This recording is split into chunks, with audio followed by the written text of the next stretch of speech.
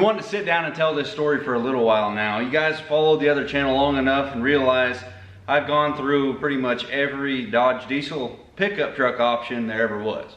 And I kind of wanted to go back to where my roots started from and start going and purchasing and restoring American muscle cars. It all started originally with the Mopar collection.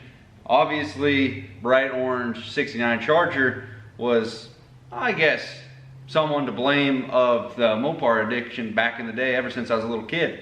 You know, jump in the toy car. Naturally, first thing I wanted to do is check the main car off the list.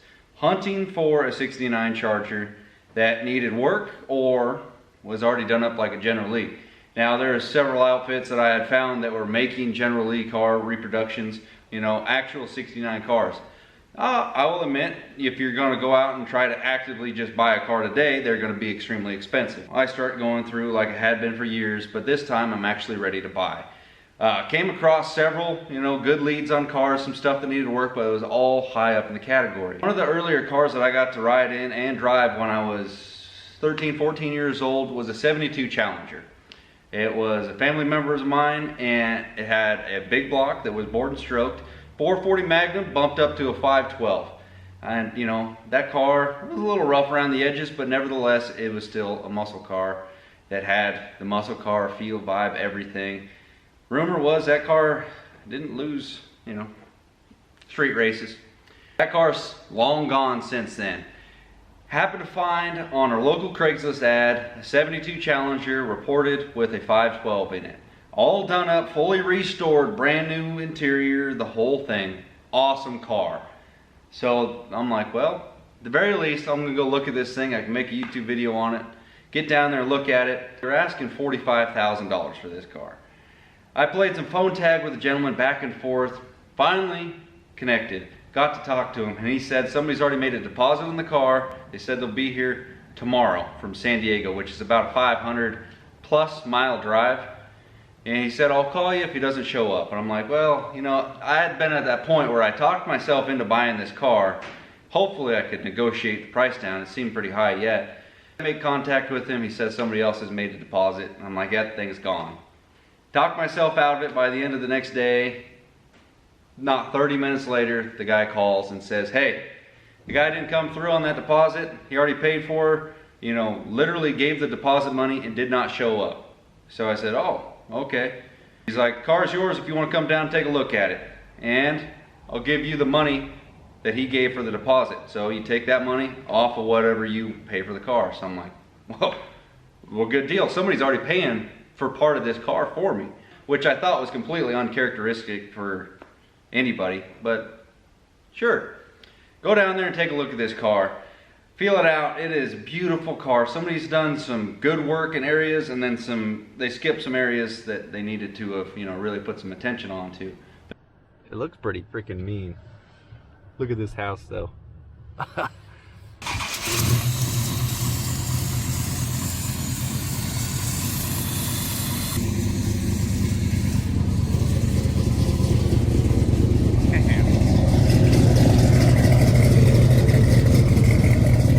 Nevertheless, it's still, you know, the car that was part of my childhood getting me involved with these Mopars. It's got a Holley Sniper kit on it, so it's fuel injected, EFI live, so you don't have to worry about the carburetor issues that typical cars will have. If they sit for a while, that's not really an issue with these kind of systems. Underneath, it's relatively stock. They've turned the torsion bars way down, put a lowering kit on the back end, so the car is just sitting on the ground. If you turn the torsion bars down on these things, it takes a handle and it throws it out the window. They're all over the road washy. Torsion suspension, be honest with you, don't really care for it too much. Got to crank them way up, and even yet, they make the car kind of feel like a boat. You need some coils underneath there to really, you know, get the front end to do what you want. Take it for a test drive. Reportedly, this car is supposed to make 650 horsepower. Or the engine's rated at that. Transmission's only rated at 600, so I don't want to get my foot all the way in it. Take it for a test rip, and I'm thinking, man, you know, this car is doing okay. It doesn't feel like it's got all the horsepower he's claiming it does, and I'll tell you why, what the issue was towards the end of this video. Go back up to the guy's house, after we've been there for 2 hours and proceed for the next hour to haggle down this price. He said the guy that put the deposit down on this car offered him $40,000, and I'm figuring maybe he put a $1,000 deposit down on it. Nope, he put a $3,000 deposit on this car and didn't show up for it. I guess he figured nobody was going to come try and get this car. So now, before I've even haggled anything on it, the price has already gone from $45,000 down to $37,000. Still a relatively big number for something that, you know, doesn't have any real daily driver purpose. This is just to fulfill my, you know, childhood dream of having one of these Mopars. So I'm thinking, you know, pretty nice. He's got an extra set of tires and wheels that go with it. They don't quite fit because the offset's wrong, and they said the car's lowered, so it doesn't really add up. The starter started acting a little haywire, so you had to jump start it with a screwdriver. And the more we messed with this car, it was talking itself down on the price. And the guy I was buying it from, I would say he was definitely a Chevy guy. He talked more about Camaros and Chevelles, which is fine, than he did about this, I would say, bad Mopar. And so I tell him flat out, I said, you know what? I'll buy it for $30,000. That is the number that I'm okay with for this car. And went back and forth for a little bit, and he said 33, and I said, you're walking around, and he says, I'll tell you what, 31, and you don't get the wheels over there. And I didn't think the wheels came with it when I offered $30,000. So the fact that that was some of the wiggle right, you know, to bring it down real close to the number I wanted, was to get rid of the tires and wheels that I didn't even think were in the package. I thought, you know what, that's all fine by me. I'm not going to try and haggle down another grand after, you know, I showed up expecting to work off of $45,000. So basically got the car down 31% from what he was asking. And come to find out, he paid slightly more than that and did some other work on it, but he'd been sitting on the car for a while and he was ready to move on. Down to why the car wasn't making like the horsepower, you know, with the butt dyno that I was really expecting. All falls down under, they did an awesome paint job. They did some stuff underneath the hood that wasn't really up to par, and the bracket for the throttle cable only rested on one bolt, and that bolt was loose, or the nut for that stud was loose. So if you really got on the throttle, it just twisted the bracket and you couldn't give it full throttle. So eventually, the more I pushed on the throttle, you know, jumping on it, it took the throttle.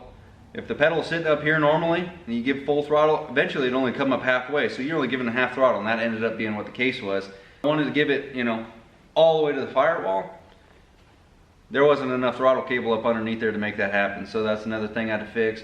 New starter, throttle cable bracket, didn't even have a return spring.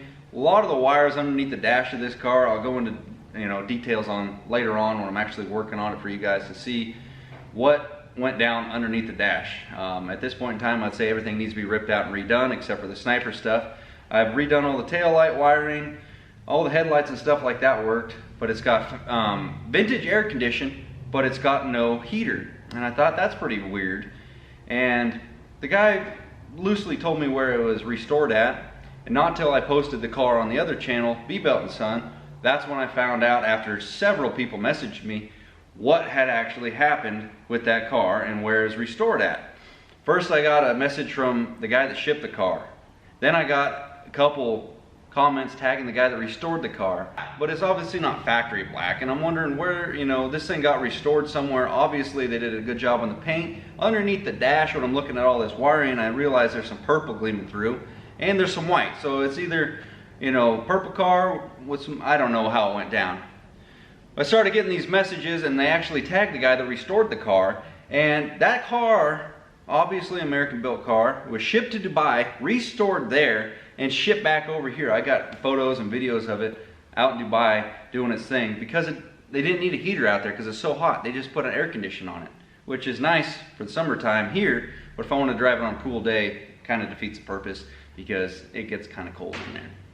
But that is, you know, lump sum story of my 72 Challenger, which if you guys look at it, even guys that know these cars that look at it in person, obviously I was going to change the stance on the car and lift it back up to where it should be. Got rid of what were on it was factory looking steelies with a little chrome ring on it. Deleted that. They're actually on the Charger now, which I've acquired since then. And you guys have seen the Monster Lee and the other Challenger. And they got some nice wheels to go with it. brought this car into a completely different ballpark. That know these cars, that look at it in person, it's got the rally gauges, it's got everything on the outside to make it look like a 70, so I just go ahead and call it a 70 to avoid the confusion and the long-winded story that I just told you guys. But that was my first official muscle car that I bought. Had to exercise some shrewd negotiation and brought that car down to a price that I was happy paying for it. It's a nice car, but sometimes you look at something knowing that it needs work despite all the work done to it and realize maybe I can just offer them what I'm willing to pay for it, and if they hit back on it, all the better. So thank you guys for watching the video. You guys now know the story of the car in the intro, and sometimes if you show up and don't really want the car, unless it's that awesome price, just throw them the awesome price. The worst they can say is no. Well, see you guys on the next one. Like, comment, subscribe. We'll see you on the next one.